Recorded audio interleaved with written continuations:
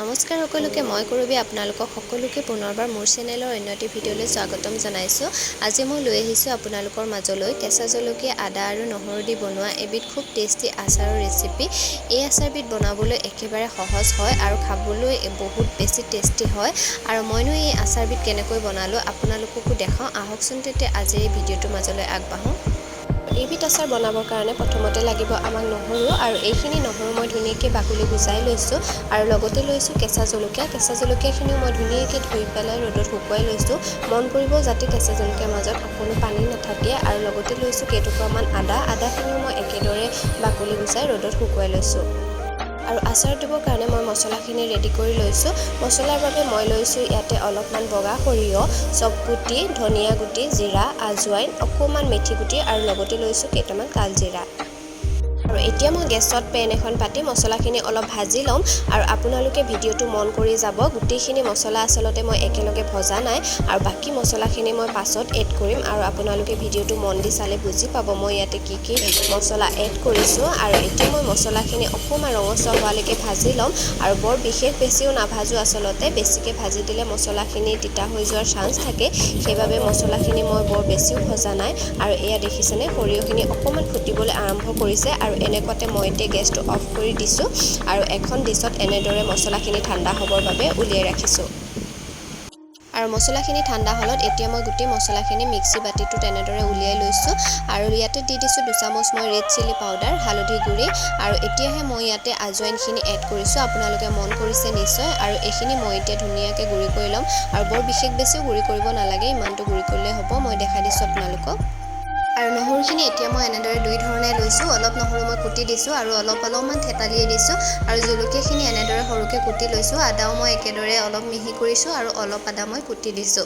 আৰু এতিয়া গেছত কেৰাহী এখন পাতি মই 1 কাপৰ জোখাৰে সৰিয়হৰ তেল দিছোঁ। আৰু এতিয়া মই তেলখিনি অকণমান গৰম হ'বৰ কাৰণে দিম। আৰু তেলখিনি গৰম হৈ গ'ল। আৰু এতিয়া মই ইয়াতে দি দিছোঁ 1 চামুচ হালধি গুড়ি। আৰু হালধি গুড়িখিনি দিয়াৰ পিছতে ইয়াতে মই অকণমান গুড় দি দিছোঁ। গুড় দি দিলে কালাৰটো বহুত বেছি ভাল আহে আৰু খাবলৈও টেষ্টি হয়। সেইবাবে মই অকণমান গুড়ো ইয়াতে এড কৰি দিছোঁ। আৰু এতিয়া মই তেলখিনি এনেদৰে লৰাই দিছোঁ।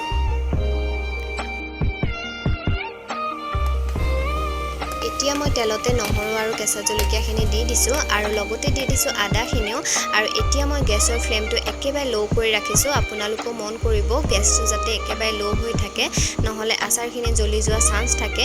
আৰু এতিয়া মই ইয়াতে দি দিছোঁ কেইখিলামান নৰসিংহৰ পাত দিলে আচলতে আচাৰৰ গোন্ধটো বহুত বেছি ধুনীয়া আহে আৰু খাবলৈও বেলেগ এটা টেষ্ট হয়। সেইবাবে মই নৰসিংহৰ পাত 2 খিলামানো ইয়াতে দি দিছোঁ। আৰু এতিয়া মই দি দিছোঁ সোৱাদ অনুযায়ী নিমখ। আৰু নিমখখিনি দিয়াৰ পিছত মই ধুনীয়াকৈ আচাৰখিনি লৰাই দিছোঁ। আৰু এই আচাৰখিনি আচলতে বেছি দেৰি ভাজিব নালাগে, বেছি দেৰি ভাজিলে আচাৰৰ যিটো গোন্ধ সেইটো একেবাৰে নাইকিয়া হৈ যায়। মই কমেও 1 মিনিটমান সময়হে ভাজিছোঁ। আৰু এতিয়া ঠাণ্ডা হ'বৰ কাৰণে এনেদৰে মই উলিয়াই লৈছোঁ। আৰু ঠাণ্ডা হ'লত এটা বাতিত মই আচাৰখিনি লৈ লৈছোঁ। আৰু এতিয়া আগতে পিচি ৰখা মছলাখিনি মই অলপকৈ ইয়াতে দি যাম। আৰু গোটেইখিনি মছলা আচলতে মই একেলগে নিদিওঁ। আৰু এয়া মন কৰিছেনে, আগতে ৰাখি থোৱা কালজিৰাখিনি মই এতিয়াহে এড কৰিছোঁ। আৰু লগতে দি দিছোঁ ইয়াতে মই 1 চামুচ আমচুৰ পাউডাৰ দিলে এই আচাৰটো খাবলৈ বহুত বেছি টেষ্টি হয়। অকণমান টেঙি ভাৱটো আহে, সেইবাবে আচাৰটো খাবলৈ বহুত বেছি টেষ্টি হৈ যায়। আৰু আপোনালোকৰ ওচৰত যদি আমচুৰ পাউডাৰ নাথাকে তেনেহ'লে এটা নেমু চেপি পেলাই ৰসটো ইয়াতে দি দিব। আৰু এয়া দেখিছেনে, এটা হাতে মোবাইল ধৰি ভিডিঅ' বনাবলৈ অলপ প্ৰব্লেম হৈছে। আৰু ইয়াতে মোক আৰু অকণমান মছলা দৰকাৰ হৈছে আৰু মই আৰু অলপ মছলা ইয়াতে দি দিছোঁ। আৰু মছলাখিনি দিয়াৰ পিছত মই ধুনীয়াকৈ গোটেই আচাৰখিনিৰ লগত মিলাই লৈছোঁ।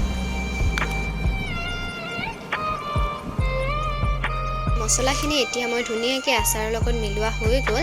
আৰু এতিয়া মই ইয়াতে দি দিছোঁ অলপমান ভিনেগাৰ দিলে আচলতে আচাৰখিনি বহুত দিনলৈ ভাল হৈ থাকে। সেইবাবে মই ইয়াতে অলপমান ভিনেগাৰ দি দিছোঁ। আৰু ভিনেগাৰখিনি দিয়াৰ পিছতো মই আচাৰখিনি ধুনীয়াকৈ মিলাই দিছোঁ যাতে ভিনেগাৰ আৰু আচাৰ ধুনীয়াকৈ মিহলি হৈ যায়। আৰু এইফালে ইয়াত দেখিছেনে মোৰ আচাৰখিনি ৰেডি হৈ গ'ল। আৰু এইখিনি আচাৰ আচলতে এদিনৰ পিছতে খাব পৰা হৈয়ে যায়। আৰু আচাৰৰ কালাৰটো চাওকচোন ইমান বেছি ধুনীয়া হৈছে। আৰু এইফালে মই 2টা চিচাৰ বটল ধুনীয়াকৈ চাফা কৰি ধুই লৈছোঁ। আৰু এনেকুৱা চিচাৰ বটলত আচলতে আচাৰ ৰাখিলে বহুত দিনলৈ ভাল হৈ থাকে আচাৰখিনি। আৰু এতিয়া মই 2টা বটলতে আচাৰখিনি ভালদৰে ভৰাই ল'ম।